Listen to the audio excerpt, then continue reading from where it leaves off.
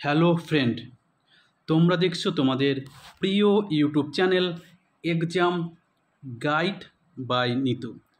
বন্ধুরা, তোমরা যারা 2025 সালে এসএসসি জিডি কনস্টেবলের পরীক্ষা দেবে, তোমাদের জন্য আমি 2024 সালে এসএসসি জিডি কনস্টেবলে এসে যাওয়া প্রশ্নপত্র নিয়ে এই বিশেষ ক্লাস আমি করাচ্ছি। আজকে আমি করাবো 5 নম্বর ক্লাস, যেটি 21শে ফেব্রুয়ারি প্রথম শিফটে এসেছিল। তো বন্ধুরা, তোমরা যারা পরীক্ষা দেবে অবশ্য করেই ভালো করে প্রশ্নপত্র দেখে যাবে, কারণ বিগত বছরগুলিতে দেখা গেছে এসএসসি প্রচুর পরিমাণে প্রশ্ন প্রিভিয়াস ইয়ারের কোশ্চেন থেকে দেয়। তো অবশ্য করেই তোমরা এটা খেয়াল রাখবে। বন্ধুরা, ভিডিওটা ভালো লাগলে অবশ্যই লাইক করবে, বন্ধুদের সঙ্গে শেয়ার করবে, আর চ্যানেলটি সাবস্ক্রাইব করা না থাকলে অবশ্যই করে চ্যানেলটি সাবস্ক্রাইব করে দেবে। তো চলো দেরি না করে শুরু করি প্রশ্নপত্রগুলো। প্রথম প্রশ্ন দেখো, ভারতীয় ক্রীড়াবিদ আনাকা আলাঙ্কামণি কোন খেলার সঙ্গে যুক্ত? তো আনাকা আলাঙ্কামণি তিনি একজন স্কোয়াশ খেলোয়াড়।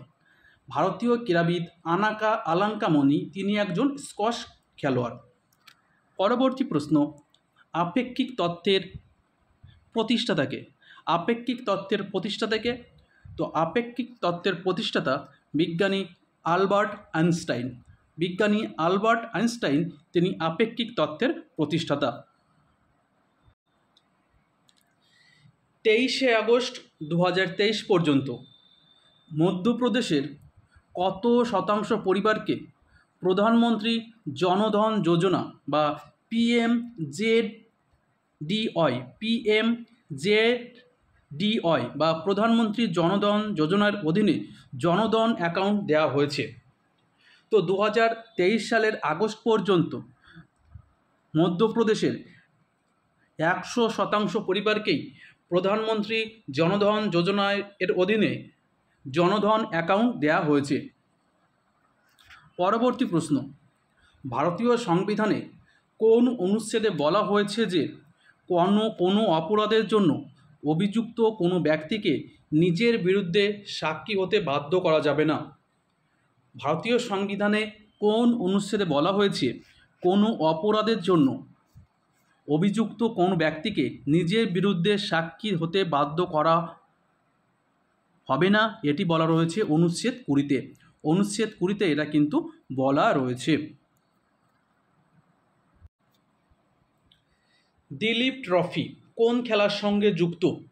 দিলীপ ট্রফি, তো এটি একটি ভারতীয় ঘরোয়া ক্রিকেট টুর্নামেন্ট। তো দিলীপ ট্রফি কিন্তু ক্রিকেট খেলার সঙ্গে যুক্ত। দিলীপ ট্রফি ভারতীয় ডোমেস্টিক ক্রিকেট টুর্নামেন্ট।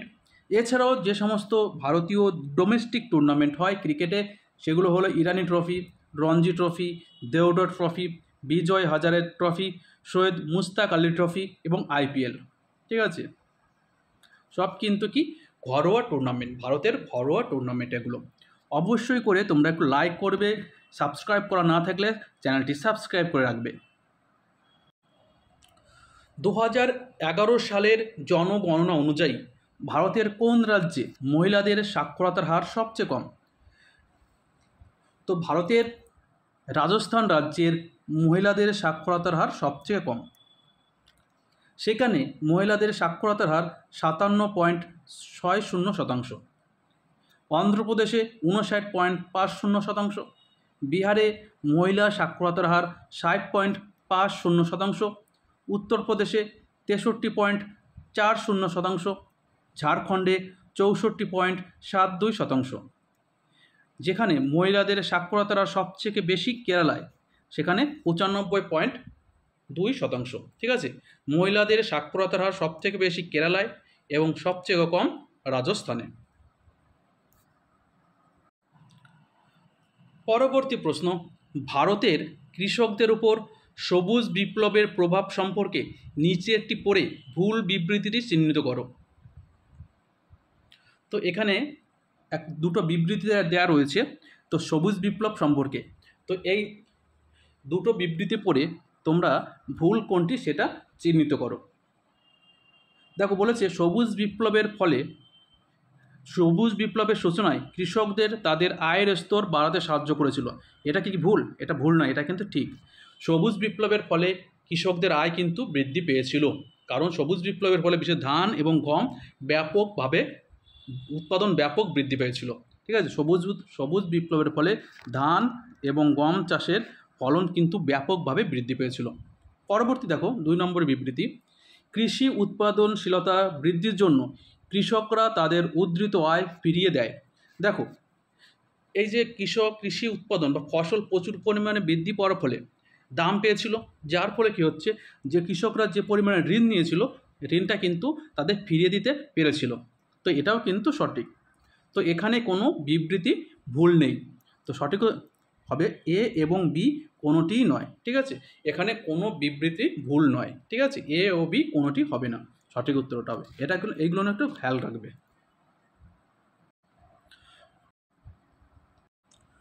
কোন রাজ্যের মুখ্যমন্ত্রী সেই রাজ্যের মহিলাদের ক্ষমতায়নের লক্ষ্যে কালাই গণর মাগালির উরিমাই থগাই থিত্তম উদ্যোগ চালু করেছে? কালাই গণর মাগালির উরিমাই থগাই থিত্তম উদ্যোগ চালু করেছে তামিলনাড়ু রাজ্য সরকার। ঠিক আছে, তামিলনাড়ু সরকার মহিলাদের ক্ষমতায়নের জন্য এই বিশেষ উদ্যোগ নিয়েছে বা উদ্যোগ চালু করেছে।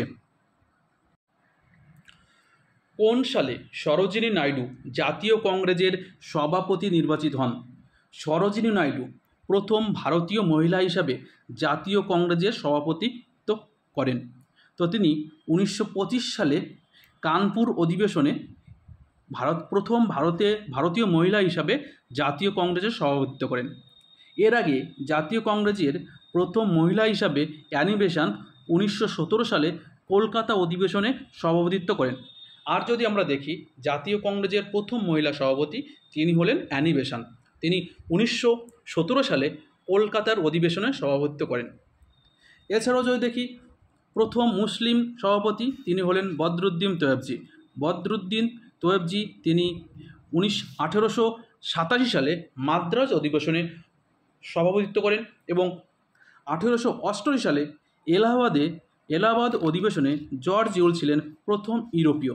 তো প্রথম ইউরোপীয় ছিলেন জর্জ ইউল, যিনি জাতীয় কংগ্রেসের সভাপতিত্ব করেন। আর প্রথম মহিলা ছিলেন অ্যানি বেসান্ট, প্রথম ভারতীয় মহিলা ছিলেন সরোজিনী নাইডু এবং প্রথম মুসলিম সভাপতি ছিলেন বদরুদ্দিন তৈয়বজি। কোন প্রতিবেশী দেশ ভারতের অংশ ছিল? নিম্নলিখিত কোন প্রতিবেশী দেশ ভারতের অংশ ছিল? তো পাকিস্তান এবং বাংলাদেশ, এই দুই প্রতিবেশী দেশ একসময় ভারতের অংশ ছিল। 1947 সালে দেশ ভাগ করার পর পাকিস্তান এবং বাংলাদেশ ভারত থেকে বিচ্ছিন্ন হয়ে যায়। তখন কিন্তু বাংলাদেশ সৃষ্টি হয়নি 1947 সালে, তখন পূর্ব পাকিস্তান নামে কিন্তু ভারত থেকে বিচ্ছিন্ন হয়েছিল। ঠিক আছে, পরবর্তী প্রশ্ন, হর্ষবর্ধনের রাজবংশ কতটি স্বতন্ত্র ধরনের অঞ্চলে বিভক্ত ছিল? হর্ষবর্ধনের রাজবংশ কতটি বা কতগুলো স্বতন্ত্র ধরনের অঞ্চলে বিভক্ত ছিল? সঠিক উত্তর হবে 2টি। কি কি? একটি ছিল সরাসরি শাসিত অঞ্চল, একটি ছিল সামন্ত রাষ্ট্র। তো হর্ষবর্ধনের স্বতন্ত্র 2 ধরনের অঞ্চলে বিভক্ত ছিল। একটি অঞ্চল ছিল সরাসরি শাসিত বলতে রাজার দ্বারা শাসিত, এবং অপরটি ছিল সামন্ত রাষ্ট্র। হর্ষবর্ধন যিনি 606 খ্রিস্টাব্দে পুষ্যবতী বংশের সিংহাসনে বসেছিলেন। হর্ষবর্ধন কোন বংশের শাসক ছিলেন? পুষ্যবতী বংশের শাসক ছিলেন। কত সালে তিনি সিংহাসনে বসেন? তিনি 606 খ্রিস্টাব্দে সিংহাসনে বসেন। ভারতীয় সংবিধানের নিচের কোন অনুচ্ছেদটি ভারতের অর্থ কমিশনের সাথে সম্পর্কিত? কোন অনুচ্ছেদটি অর্থ কমিশনের সাথে সম্পর্কিত? তো সঠিক উত্তর অনুচ্ছেদ 280। অনুচ্ছেদ 280 অর্থ কমিশন সম্পর্কিত। বর্তমানে 16তম অর্থ কমিশনের চেয়ারম্যান হলেন অরবিন্দ পানাগড়িয়া। তিনি 31শে ডিসেম্বর 2023 থেকে 31শে ডিসেম্বর 2028 পর্যন্ত তিনি দায়িত্ব পালন করবেন। তো বর্তমান কততম অর্থ কমিশন চলছে? তো বর্তমান কিন্তু 16তম অর্থ কমিশন চলছে। তো 16তম অর্থ কমিশনের চেয়ারম্যানকে অরবিন্দ পানাগড়িয়া। প্রথম অর্থ কমিশন গঠন হয়েছিল 1951 সালে। 15তম অর্থ কমিশনের চেয়ারম্যান ছিলেন এন.কে. সিংহ। অর্থ কমিশনে চেয়ারম্যান সহ মোট 5 জন সদস্য নিয়ে গঠিত। তো একজন চেয়ারম্যান এবং তার সঙ্গে 4 জন সহযোগী, মোট 5 জন সদস্য নিয়ে এই অর্থ কমিশন গঠিত হয়। সবুজ বিপ্লব বলতে বলা যেতে পারে কী নামে? অন্য কী নামে সবুজ বিপ্লবকে বলা যেতে পারে? তো সঠিক উত্তর হবে কৃষি বিপ্লব। সবুজ বিপ্লব অন্য কী নামে পরিচিত? কৃষি বিপ্লব।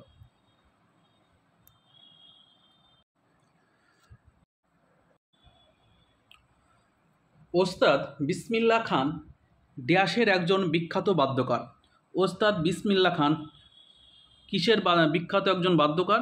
তো তিনি একজন সানাইয়ের একজন বিখ্যাত বাদ্যকার। ওস্তাদ বিসমিল্লাহ খান তিনি একজন সানাইয়ের বিখ্যাত বাদ্যকার। পরবর্তী প্রশ্ন, মহারাষ্ট্র সরকার কর্তৃক প্রতিষ্ঠিত উদ্যোগ রত্ন পুরস্কার 2023 কাকে দেওয়া হয়েছিল? মহারাষ্ট্র সরকার কর্তৃক উদ্যোগ রত্ন পুরস্কার 2023 দেওয়া হয়েছিল রতন টাটাকে। রতন টাটাকে কিন্তু এই মহারাষ্ট্র সরকার কর্তৃক উদ্যোগ রত্ন পুরস্কার দেওয়া হয়। নিচের কোন পুরস্কারটি ভারতের নাচের জন্য সর্বোচ্চ পুরস্কার?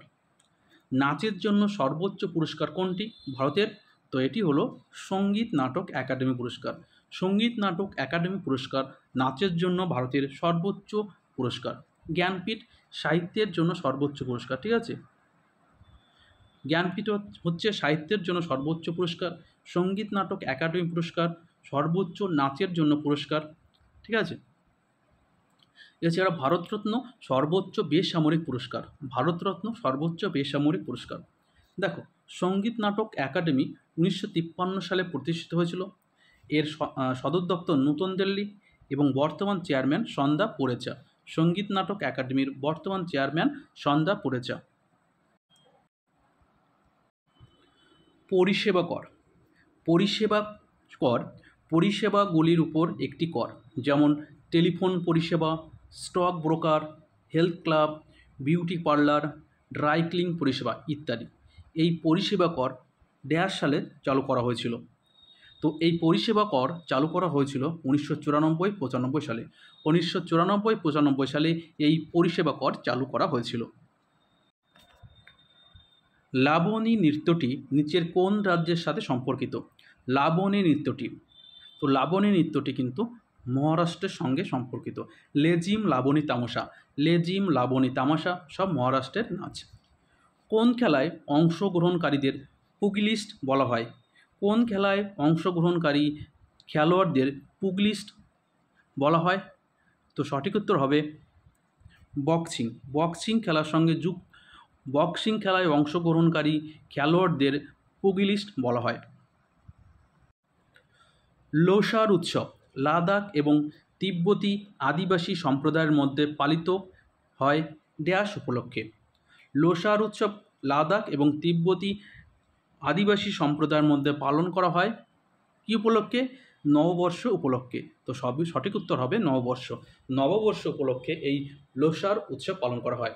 তো বন্ধুরা, ভিডিওটা এই পর্যন্তই। ভিডিওটা ভালো লাগলে লাইক করবে, শেয়ার করবে। আবার দেখা হবে পরবর্তী পর্বে। ততক্ষণে ভালো থাকবে, সুস্থ থাকবে। ধন্যবাদ। জয় হিন্দ।